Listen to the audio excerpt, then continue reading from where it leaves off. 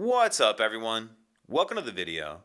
Today we're going to take a look at how to get a 2022 Honda Odyssey unlocked and opened if the battery in the Odyssey dies or if the battery in the key fob is dead. If the battery in the key fob is dead, we'll also take a look at how we can get our Odyssey started at the end of this video. I've taken the battery out of this key fob to demonstrate. As you can see, none of the buttons are working. So the first thing we need to do, whether we have a dead key fob or a dead vehicle battery, in order to get the doors open, is to get the emergency key out that's in the bottom of the key fob. That's done by pressing this release on the back, and then the emergency key will pull out like that.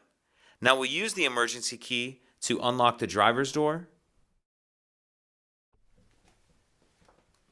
So I'm going to take the emergency key and I'll use it in the key cylinder that's on the outside of the driver's door. I'll turn it to the right or clockwise to unlock.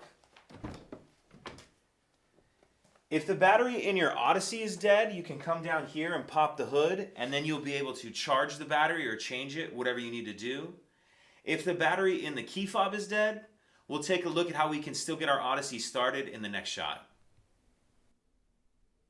Now what we need to do is get in, press the stop start button,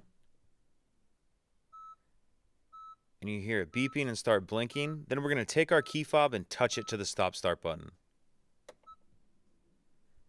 You hear it beep again, and you see that glow solid, and now we can start the vehicle as normal. And then you'll just need to replace the battery in your key fob as soon as you can. If you have any questions, please let me know. If you could take a second to like and subscribe, it helps us out, and I'd appreciate it. Thank you.